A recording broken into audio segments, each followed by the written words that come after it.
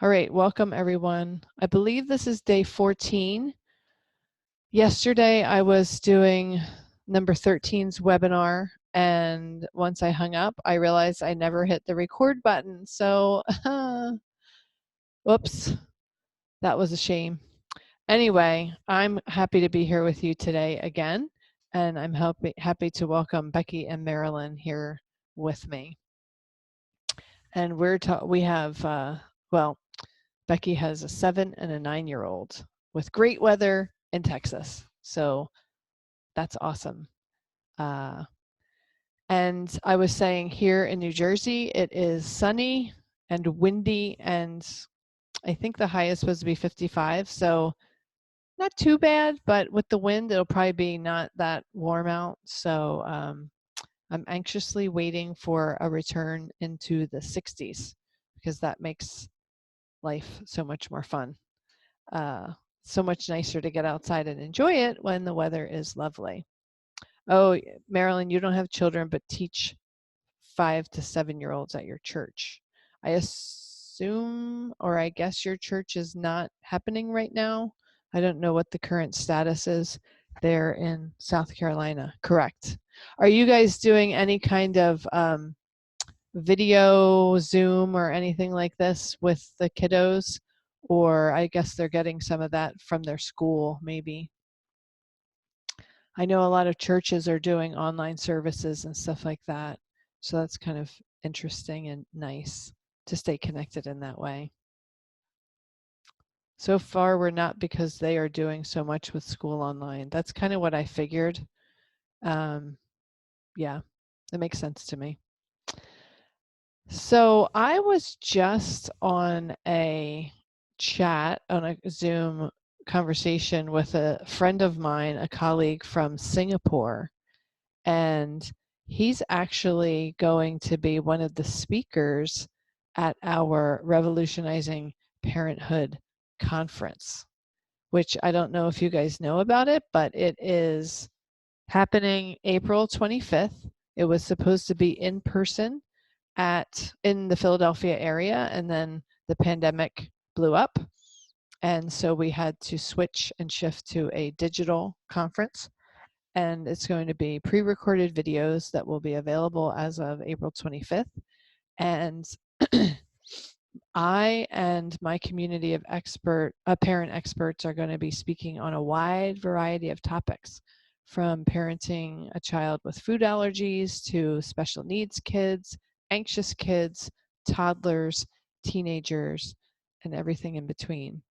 And we've also, so our conference is 100% free, and you can register for it at revolutionizingparenthood.com. That's our website, and you can find out more about the topics and the speakers and how we put this all together. But we made it free because we really wanted to serve parents at this very challenging time. So my friend, my colleague that I spoke to just now, I just hung up with him. He has a background as an app developer. He worked in the financial industry. And so he has a lot of behind the scenes knowledge about how apps are created and video games and things like that. And he's going to be doing a talk for the conference on, he's going to pull back the curtain and let us peek behind the scenes at how apps and video games are made to hook the user, to keep the user coming back for more and more and more. Little rewards, little this, little that. He's going to give us a really in-depth behind the scenes look. And he has also created an app called Family 5, the number 5, Family 5 app. And he has myself and a bunch of other parent experts who support families in his app. And also he has a lot of really cool activities that parents can do with their kids, and they can find these activities sorted into different topics in their app. So this has proven to be a really valuable service to parents during this pandemic when they're trying to figure out what to do with their kiddos. So I would encourage you, number one, to check out our register for our conference at revolutionizingparenthood.com and then look up Family 5, number 5 app, because you might like both of them. And then please share it with your friends and family and your church and whoever else might want to participate with us. So we're going to have, he and I are going to have this great conversation, peeking behind the scenes at how apps and video games are made so that us parents and those who care for kids can understand what's happening in our child's brain when they're using these things. Knowledge is power, and understanding this is going to be so powerful for parents. And then we're going to conclude our conversation with talking about how parents can start thinking now about what they want their life to look like as we come out of this tunnel, as we start going back to our lives and our activities and our routines, back to school, back to work, sports, whatever activities our kids have. But looking particularly through the lens of screen time, because I'm sure that most parents have relaxed their screen time guidelines with their kids while they're stuck at home 24/7. And obviously, or I don't guess obviously, but I would imagine that most parents are not going to have the same loose boundaries and guidelines when we come out of the tunnel and life resumes to some degree or other. So he and I are going to have a really great chat about all of these things, and I think you're going to really love it. So I'm very excited. We're actually recording it on Monday, and then it will be available on April 25th. So I'm really excited about sharing his wisdom with all of you because he blew my mind when I first started talking to him about participating in this conference. Wow, I was shocked with some of the things he was explaining to me. So really excited about that. So that's what's going on around here. I'd love to hear what's going on where you guys live and how the pandemic shutdown, shuttered shelter in place life is going for you guys. Becky, how is it going in Texas? What is the status of the shelter in place? Do you have one? Are people abiding by it? What's happening down there? I know here in New Jersey, we have, I would say, from what I observe and from listening to news reports, articles, the governor, I think the majority of people are probably honoring the stay-at-home orders and not gathering in large groups and all that kind of stuff.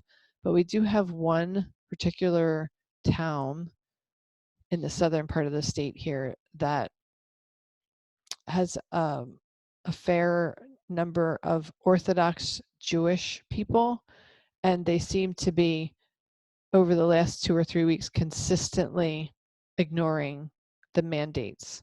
We have a shelter at home order mandate by the governor.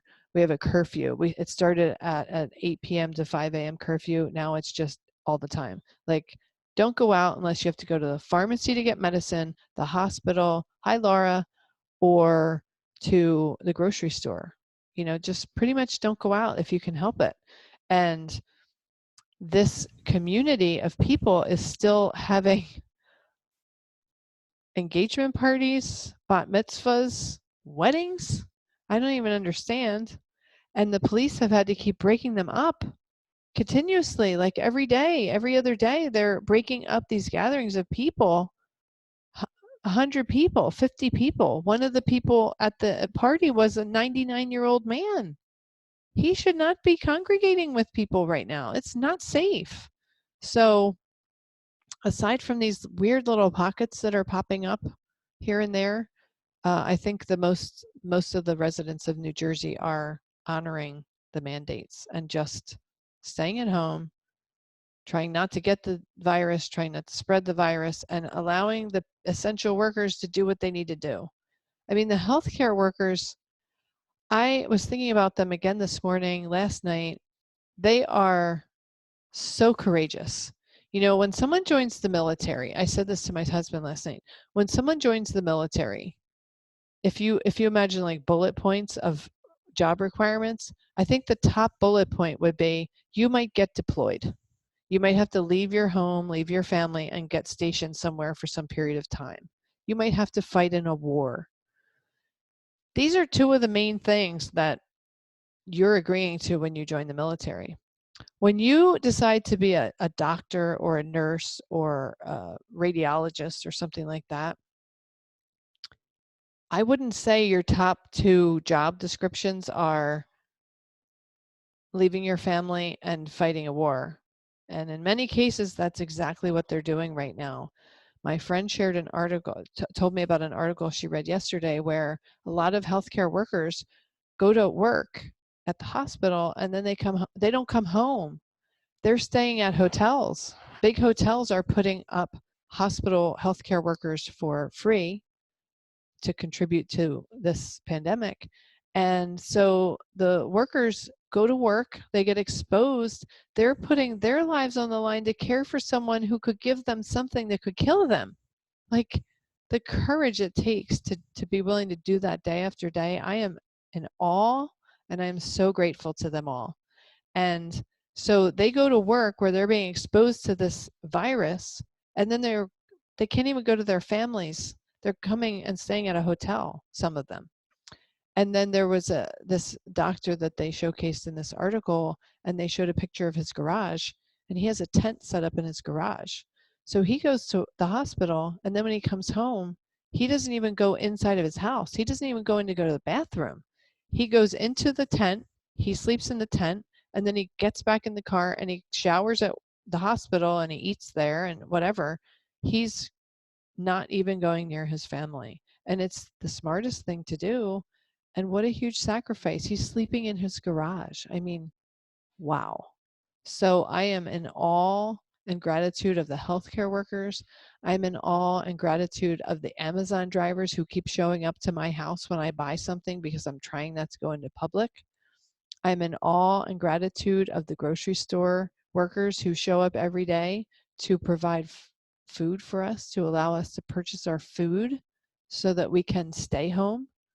I'm just in awe of these people and I'm so grateful. So let me see what you guys are saying here. Becky says it's different by county. Mine is stay home except essential activities. That's where we are. Yesterday, the city took down all basketball goals since people were gathering there to play and watch. Yes. About 2 weeks ago, they closed our parks. Right when that study came out that said the virus can live on plastic for 3 days, that next morning is when our parks were closed and the basketball was closed. Laura says, oh no, I see lots of people getting married over the internet and inviting guests virtually. It's so lovely.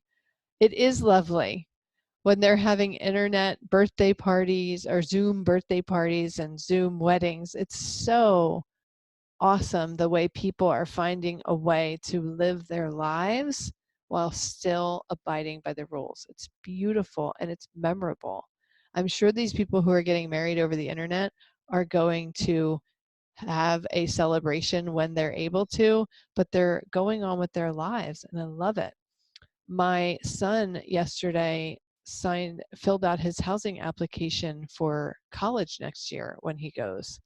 And we don't even know if he's going to go back to school, back to high school this year. We don't even know if the school will reopen. They're doing online school, but we don't even know if he's finishing out his senior year in person, but yet he's still filling out the application to start the next phase of his life, the next chapter. So it is kind of comforting to see that life is still finding a way to go on, even when we're sheltered at home.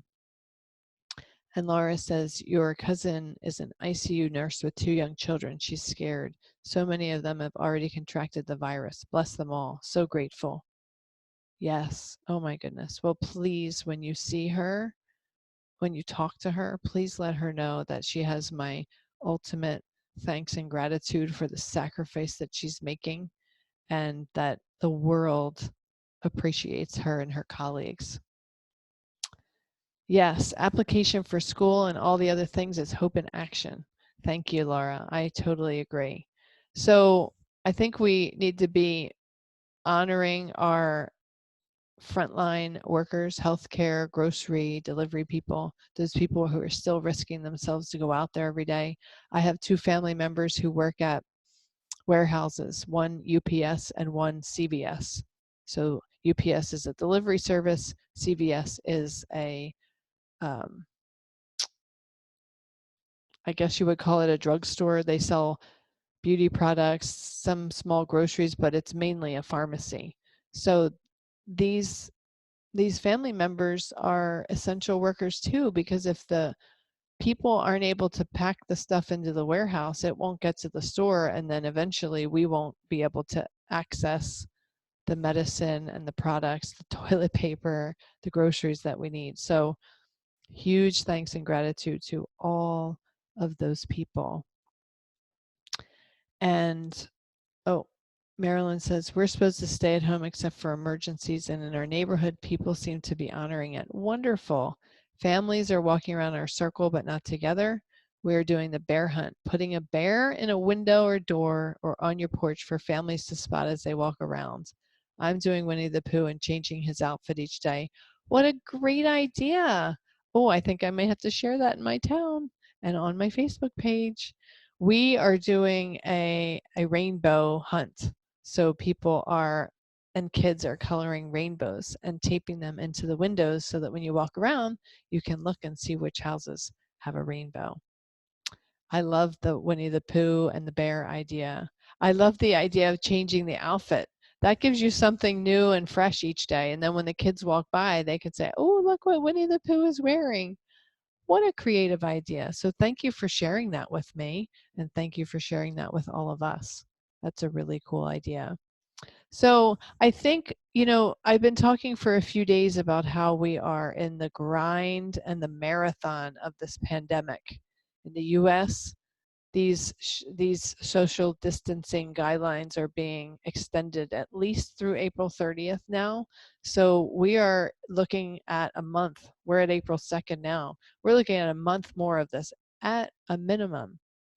And so last week I really felt the shift in my home from the sprint of adjusting and the online schooling and what does that look like and what are we doing and getting the groceries and all that kind of frenzied stuff for about a week and a half. And then midweek last week I felt that shift in my home to the grind.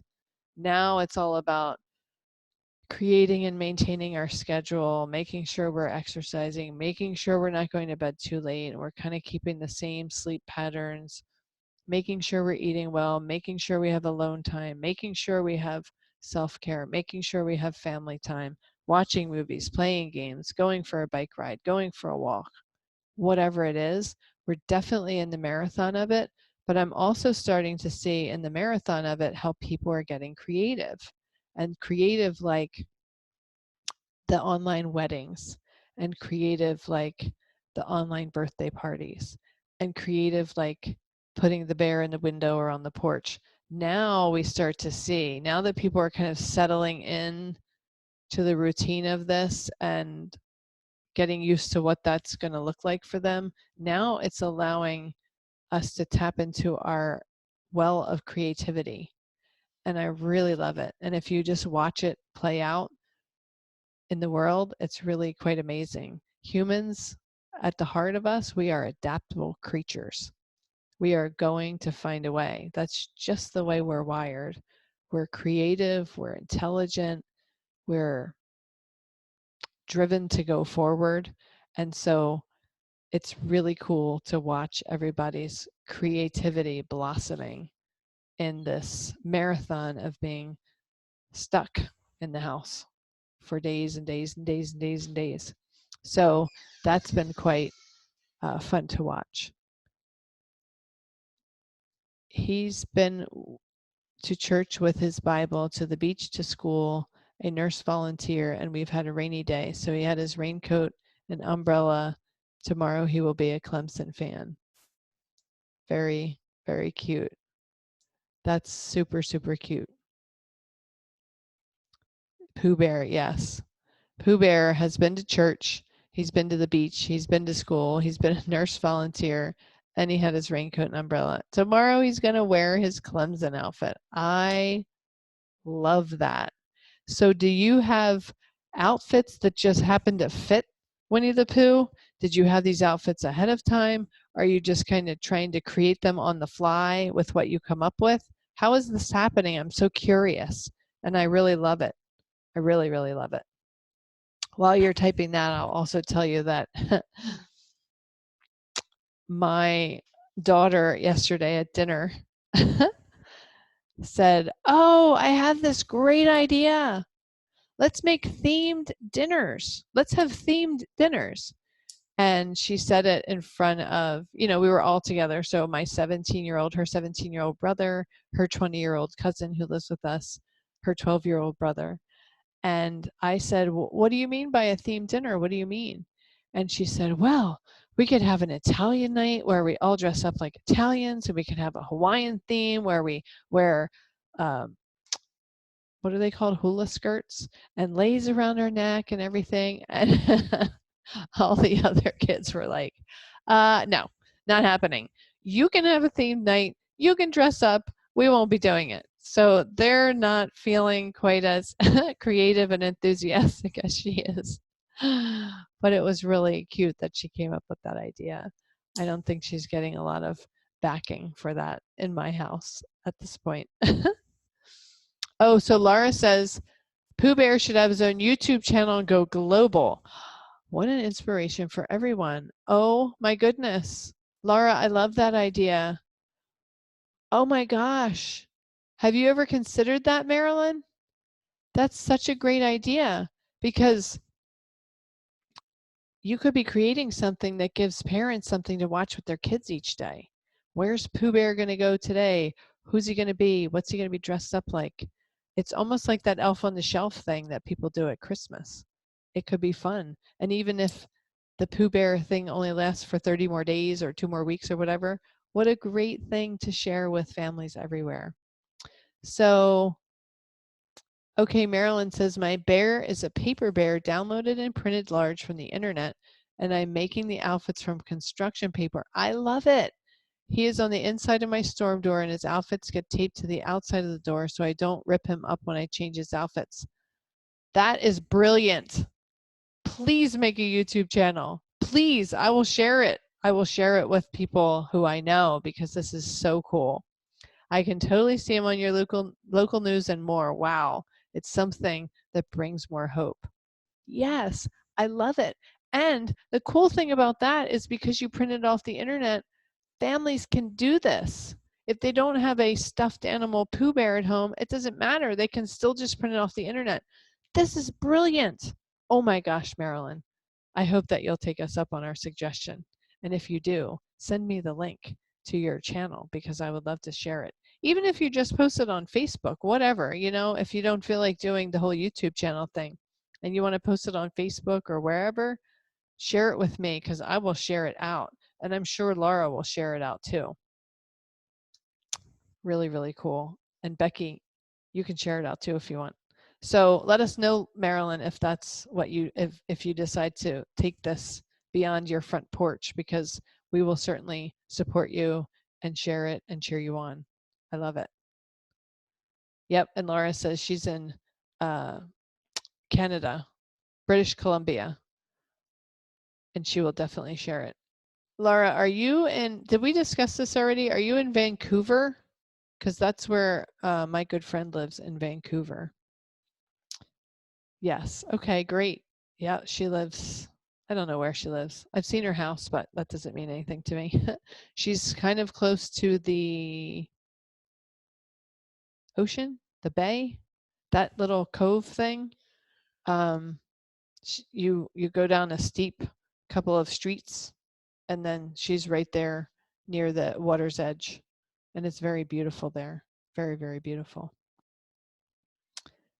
English Bay. Okay. Yep. So you know exactly where she is.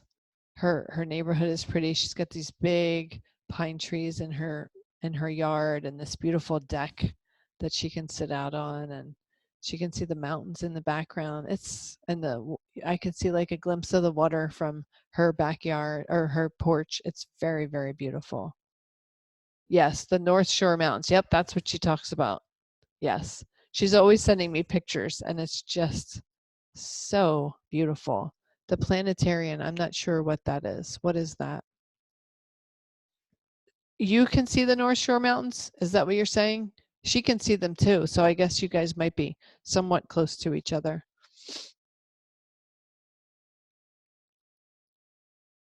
She can see them from there. Okay, right. And Marilyn says, there are 2 children across the street and Pooh leaves a packet by the door each day with a bear craft in it for them to do. I find crafts on the internet and print them out for them. Oh my gosh, that is so wonderful. What a wonderful service you're providing to those kids and that family. I love it. I love it. I love it. Even if you don't want to make a YouTube channel, if you just make a video, I'll share it. Just send it to me if you don't want to. I would love to share that. What a cute idea. Yes, she is the Pooh Bear Whisperer. I love that. And it's such a great idea and it's such a great service. Because now that we're in the grind of this in the marathon, now that we're trying to settle into routines, this is when parents are going to need resources to keep their kids occupied, to keep them engaged with life, to keep them curious, I know they're on screens more than ever. It's just a natural at this point, and I think it's fine for now, but they still need something to entice them to do something other than being on screen. So I love what you're doing. I think it's amazing, and I applaud you because it's a terrific service to those kids across the street, and it could be to kids all over the place. What a great idea. And it probably taps into your creativity as a church teacher, a teacher in your church with 5 to 7-year-olds. Because I know teachers in any realm who teach young kids are creative individuals. So thank you for that. So is there anything else we want to share with each other or any other ideas? I'm excited for those who can't tune into this live to hear your wonderful idea, Marilyn. I think it's great. Laura says there was a segment on the news of a woman who trained her dog to pick up a list from her neighbor who has COPD, a lung disorder, and can't go out. The dog picks up the list, the owner goes shopping for her, and the dog delivers the package back to her. So amazing. Oh my gosh. I'm telling you, this is where we're going to see the creativity of people blossoming. She trained the dog just to help her neighbor. Unbelievable. That is fantastic. I love it. So let's keep sharing ideas or sharing stories of where we see or hear about people's creativity coming out. It's a beautiful thing. CTV News in Vancouver. Check it out if you like. I actually think I might have seen that article float by me, and I think I'm going to go look at it because I'm going to go read it because it's a very cool story. I love it. All right, well, I am going to wrap up our webinar here today. I love chatting with you guys. Laura and Marilyn, thank you so much for sharing this time with me. I can't wait to put this on my YouTube channel and share it with everyone else because we talked about some great ideas today. And I will be here again, same time, 12 noon Eastern time tomorrow. And I welcome you to join me if you can. All right. Thank you, everybody. Make it a great rest of your day.